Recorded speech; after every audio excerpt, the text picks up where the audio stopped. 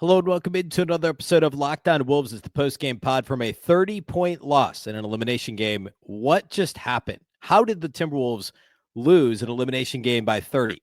We'll talk about all of it next.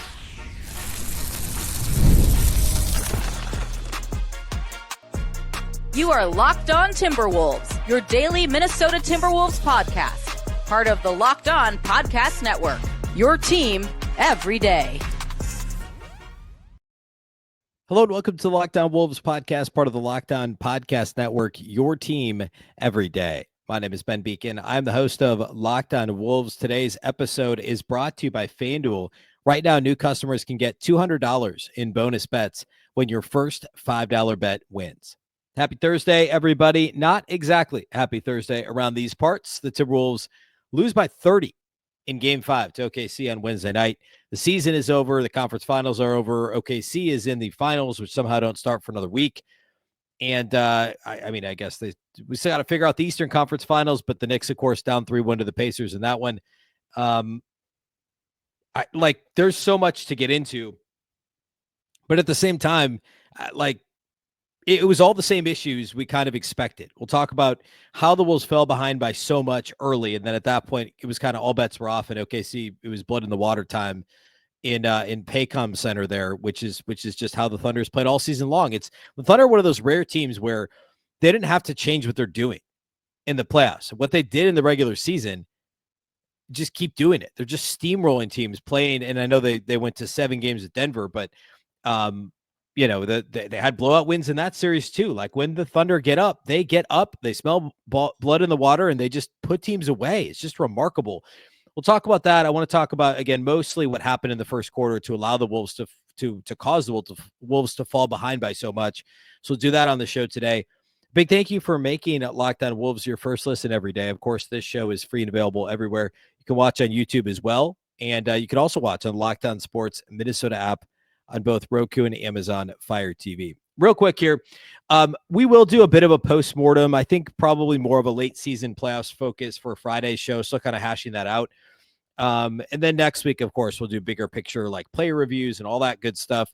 Probably do all of that over the course of the next week before we get into draft stuff, right? Maybe week after next. That gives us about 2 weeks to talk about prospects. The Wolves, of course, have 2 significant picks in the draft this year. We'll talk about some other offseason preview things too. So, a lot to get to. Today, though, I just want to talk about Game 5. We'll talk about what happened to Game 5 against Oklahoma City. Early in this game, like the first handful of possessions, OKC wasn't playing well. I mean, they didn't score until the game was more than 2 minutes in. The problem was Minnesota couldn't score either. The Timberwolves made 1 bucket. It was their second offensive possession. There was a bit of a rush. Jaden McDaniels 3 got his own rebound and then rushed a putback and missed. On their next rebound, or their next possession, or I guess it was later the same possession. It was a multiple effort possession. Julius Randle knocks down a 3. Wolves are up 3-0. OKC doesn't score for a couple possessions. They have a shot clock violation, but then Jaden McDaniels misses another shot, so he starts the game 0 for 3 in the first minute and a half. OKC doesn't score until the 9:42 mark. And then from that moment forward, the floodgates were absolutely just thrown open. Minnesota didn't score again after the Julius Randle 3 on the opening possession of the game until the 6:53 mark, after they had to call a timeout. They were down 11-3 before Chris Finch called a timeout. 7:11 left in the first quarter. And Ant hits a 2 with at the 6:53 mark. And in between there, we had multiple bites at the apple for the Wolves from the corners. In fact, in the first quarter of this game, Minnesota attempted 5 corner threes, and they made none of them. Sorry, 4 corner threes in the opening quarter. 3 from Jaden McDaniels in the left corner, 2 on the same possession. He missed all 3 of his threes from the left corner, and Julius Randle missed one from the right corner. We came into this series talking about how many corner threes Oklahoma City allows and how well the Wolves shoot corner threes. That did not happen in the series, save for the Game 3 blowout win when they won by 42. Minnesota was 0 for 4 from the corners in the first quarter. They were 2 for 4 from the corners in the second quarter. They had their opportunities, but you can't go 2 for 8. And they're, by and large, open shots. Overall, from 3 in the first quarter, Minnesota was 1 for 9. 1 for 9 on three-point attempts in the first quarter. They had more turnovers than they did field goal makes in the first quarter of this game. And the only 3 they made, by the way, was Julius Randle on that first possession. That was it. So Minnesota was actually generating the corner threes that they want, and OKC will allow you to have. They just miss them. And the Thunder kind of premise of like, we'll let Jaden McDaniels shoot corner threes, to his heart's content. That premise finally succeeded for them.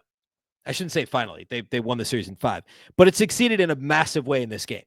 That's not why the Wolves lost the first 2 games. It was certainly part of it. They shot below 30% in each of them. And I said so many times on this show, like, hey, they're not going to shoot sub 30% from 3 again. And they didn't. They shot 50% the next game, and they were over 40% last game, game 4. They were 35% in this game. But early when it really mattered, I mean, they hit, Dillingham hit it 1 in garbage time. TJ Shans wasn't garbage time. Minot hit 1 in garbage time. There were a couple of hit late as the Wolves were trying to come back. Julius Randle in the third quarter. But when it really, really mattered, they hit 2 threes in the first half of this game. Were 0 for 4 in the first quarter from outside the arc and 1 for 9 in the first quarter, 0 for 4 from the corners. Those shots that OKC allowed them to have, they just simply missed. And then on top of that, on the possessions where they weren't getting the ball to the corner, they were turning it over. Some primary culprits here. I'm going to point the finger at Julius Randle. I know he led the Wolves in scoring in this game. I know he had 24 points on 14 shots. It looks like he had the best offensive game. But I'll tell you what, when this game was still a game, Julius Randle did not play well. I thought he actually kind of played worse than the last game. I know he scored, 5 points last time out? Man, this was maybe worse. When they were down 11-5 after Ant hits that 2 after the timeout, J-Dub misses a shot on the other end of the floor for the Thunder. It's still 11-5. Julius Randle just loses the ball, gets it stolen by Alex Caruso. I think that might have been the possession where he put his back to the basket, which he just kept doing. A couple possessions later, Randle just throws the ball out of bounds. Then the Wolves get a steal on one end from Naz Reid, and then Naz loses the ball out of bounds. 2 possessions later, Naz Reid again turns it over. Naz Reid and Julius Randle had 5 turnovers combined in the first quarter and a half. I think they combined for 4. 4 turnovers in the first quarter, the 2 of them combined.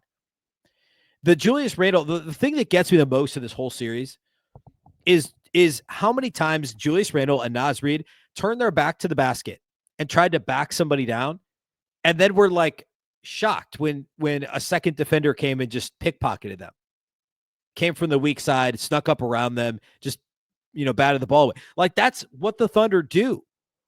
I thought after game 1, that was coming into the series, it should have been something the Wolves were 100% expecting. And I have to believe the coaching staff warned these guys of this.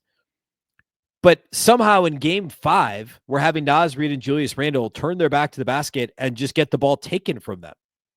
They combined for 9 of the Timberwolves' 21 individual player turnovers in this game. Naz Reid and Julius Randle combined for, did I say 9? I meant to, oh yeah, that is 9. Naz had 5 turnovers and Julius Randle had 4. 9 of the Timberwolves' 21 turnovers committed by individual players in this game. Not non-team turnovers. And 4 of them were in the first quarter. And probably half of those, at least, were Naz and Julius turning their back to the basket and just getting the ball swiped from them. I just don't understand how they couldn't fit. That hadn't clicked that oh, hey, we can't do this. So missed open shots early, especially Jaden McDaniels. Turnovers early, especially Julius Randle and Naz Reid. And what does that mean? What does that add up to? That adds up to a 9-point quarter. Minnesota had 9 points in the opening frame of this game. They were down 26-9. Their worst scoring quarter of the entire season, the worst scoring quarter of any playoff team this year. Minnesota was down 17 after the first frame. And it only got worse in the second quarter. The bench was not better than the starters. They were down 17 at the end of the first quarter. They were down 33 at halftime. The lead had been as high as 36.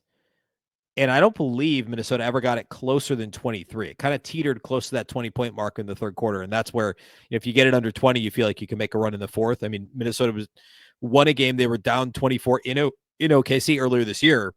Chet Holmgren didn't play in that game. There were guys missing from Minnesota, whatever. They won in overtime. They were down 24 in the fourth quarter. So you had to feel like if you get it below 20, but then OKC kept pushing back, which is what they did, what they've done every game in this series, really. All right. I want to talk about a couple other things. We'll get into individual studs and duds. We'll do all that here next. Today's episode of Locked On Wolves is brought to us by our title sponsors at FanDuel. The NBA playoffs are pretty close to the finals at this point. Just putting the finishing touches on the East Finals. Every night delivers highlight-worthy performances, major momentum shifts, and can't-miss moments, whether it's a game-winning shot or a breakout player. There's never been a better time to get in on the action. FanDuel makes it easy to stay in the game before tip-off and live. With player props, performance trends, and the same game parlays, fans have more ways than ever to play smart and win big. You might be, trying to figure out, like, what are you going to do in the East Finals? Game 5, Pacers up 3-1 in the series. Maybe you want to look at maybe Tyrese Halliburton is going to hit the over on his points total for Game 5, or maybe it's Karl Anthony Towns or Jalen Brunson coming in big to extend the series. Maybe you just want to combine your live prop bets during the game. You want to play the trends based on how the action's unfolding. No matter how you play it, there's a ton of different options over at FanDuel. If you're new to FanDuel, now is the perfect time to sign up. You can head to FanDuel.com. Place your first $5 bet. If it wins, you'll get $200 in bonus bets. Make every moment more with FanDuel, official sports betting partner of the NBA.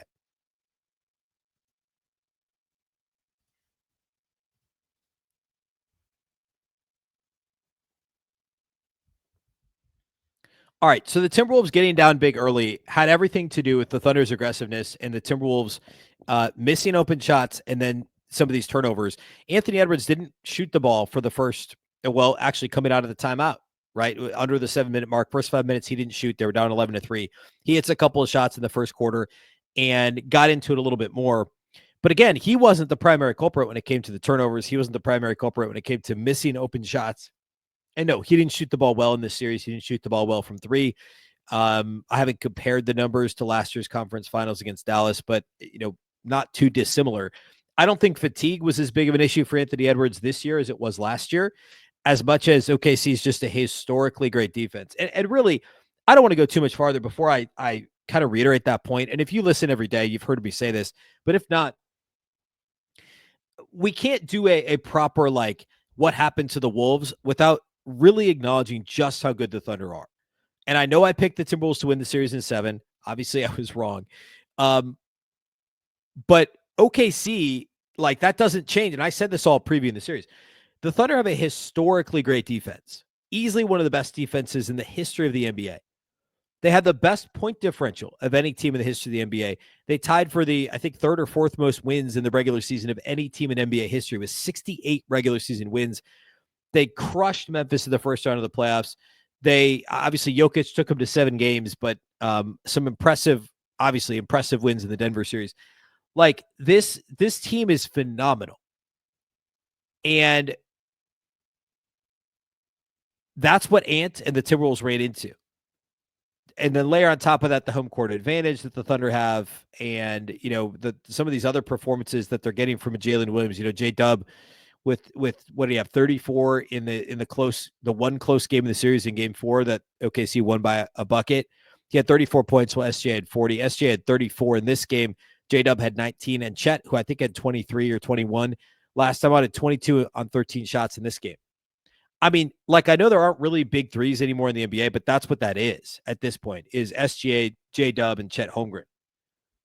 Like, Chet at this point, is he a top 25 player? I mean, he was hurt enough this year that it's hard to, like, properly rank him. Like, I don't want to turn this into a player rank podcast, but SGA is the MVP. He's a top 3 player.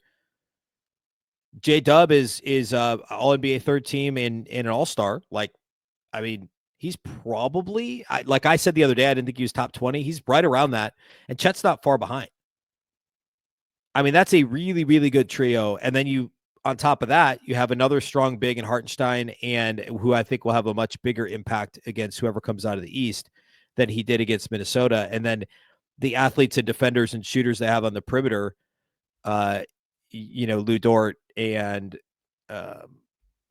Alex Caruso being the primary guys, Case and Wallace, like those 3, like, that's a really, really good top 8. And there's no shame in losing to a team that's that good. There is shame in losing by 30 in an elimination game and trailing by as many as 36 in the second quarter. Like that, there is some shame in that, a lot of shame in that. That's not great. But losing in 5 to OKC is like, it's a phenomenal team. We talked about the issues early in the game, and that's really what that's what this was all about. Like, there was nothing really else. The rest of the game was all about playing catch up. There were a couple of moments where it looked like the Wolves were going to make it close-ish. By close-ish, I mean like within 20, and then you're within shouting distance in today's NBA, and you need Ant and Dante or somebody to go get hot from 3. That didn't happen. There were a couple of possessions. There was one, I think the Wolves got it down to 23 or 22 or something in the third quarter, and Lou Dort took a ridiculous 3 from the left wing. And I don't remember who the Wolves player was, but it almost could have been a foul. I think it was high five contact on the shot. It was a bad shot for Dort and the Thunder. Like, wasn't in the rhythm of the offense. It was when the Wolves had made a mini push. And if that bounces out, the Wolves cut it to within 20 if they score on the other end. Like, then we're talking about a real game. And it went in. There were a couple of those moments where OKC rushed a shot or they just got themselves a good shot, and it stopped any momentum the Wolves were trying to build. And it never felt like a real push at any point from Minnesota.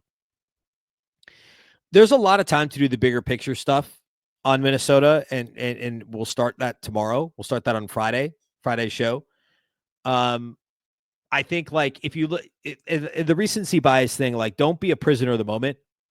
Like, big picture in the playoffs, we're going to have this discussion about Jaden McDaniels. We're going to have this discussion about Julius Randle, a couple of guys who were huge reasons why the Wolves went 8-2 in their first 10 playoff games and gentlemen sweeps in the first and second round.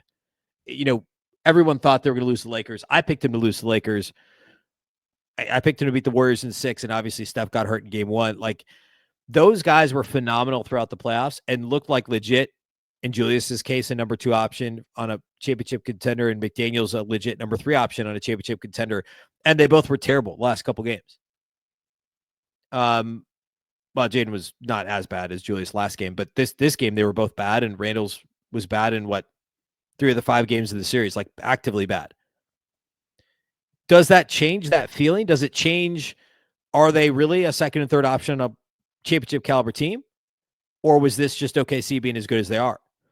Is Mike Conley really as cooked as he looked to be at times in this playoffs, including in this game? Or is he still a viable starter on this team for one more year? What about, like, is it worth breaking the bank for Gilgeous-Alexander Walker, who is such a big part of what this team did all season, had big moments last game, and he finished the year with an 0-for-8 performance against his cousin. Did you hear that they're cousins? Did they mention that on the broadcast? His cousin, SGA, and the Thunder missed all 4 of his 3-point attempts overall, had a bad series across the 5 games. Does it change the offseason opinion of him? Does the TJ Shannon boost over the last couple of games? Do people think now, like, oh, man, he could take that Nah role, right? Like, he can be the 7th, 8th guy next season? Or is that all recency bias speaking? I mean, how differently do we all feel versus how we felt 2 weeks ago going into this series? A lot of things have changed.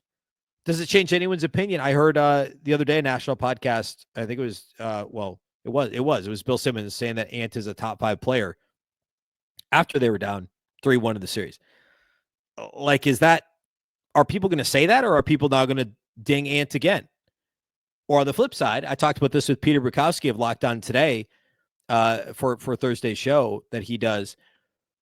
On the flip side, the Wolves got to consecutive conference finals with a 23-year-old superstar who continues to improve. Like, there's so many different angles we can take on this, and all of it can be true. Ultimately, conclusions are going to need to be made on the contract front, on the roster spot front, Julius Randle's player option, the Naz Reid player option. There's so many things, but we have to give this space. We can't be too reactive toward Jaden's 2 for 13 or Naz 0 for 8 or, whatever angle we want to take on this, or Julius Randle's 4 turnovers and Julius and Naz's combined 9 turnovers in this game. Does that mean that, like, I've already seen, just in the short period of time toward the end of the game to now, like on X, people just being like, let them all walk, like let Nah walk and let Naz and Julius opt out, or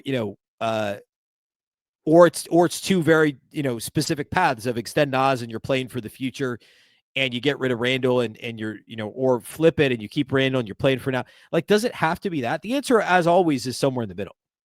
And that's what we're going to spend the next several days and weeks breaking down. Last offseason, I didn't think there would be much intrigue, and there sure wasn't until like 2 days before training camp when Cat was traded for Randle and DiVincenzo. This offseason could be different. There's a lot more decisions to be made. It looks a lot more like 2 off seasons ago when Nas got his initial extension. It was coming off of the Nickeil trade, Nickeil, Mike Conley, and those guys ultimately came back. Like, this feels more like that offseason, coming off a somewhat surprising conference finals appearance. So lots of stuff to get into. I want to put a bow on this game by doing individual studs and duds. We'll do all that here next.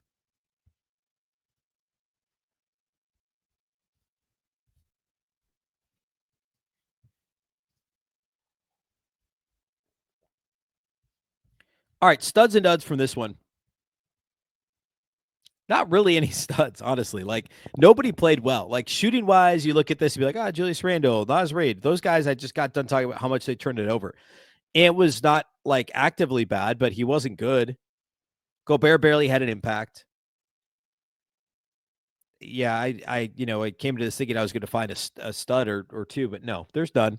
TJ Shannon, I guess, like, if you had to pick one, he gave him a shot in the arm, hit his first 3 in the second quarter, came out, played well in his stint in the second half as well prior to garbage time. Like, TJ Shannon was good.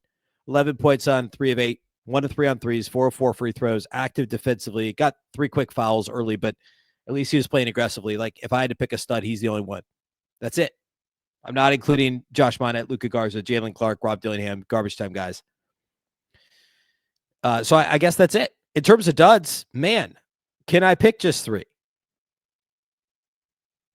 I'm going to say I can take this any direction. Gilgeous-Alexander Walker is the first one that comes to mind because he had a chance to impact the game early with some made open threes. And actually, him and Jaden, both for the same reasons. Both Jaden McDaniels and Gilgeous-Alexander Walker make the dud list.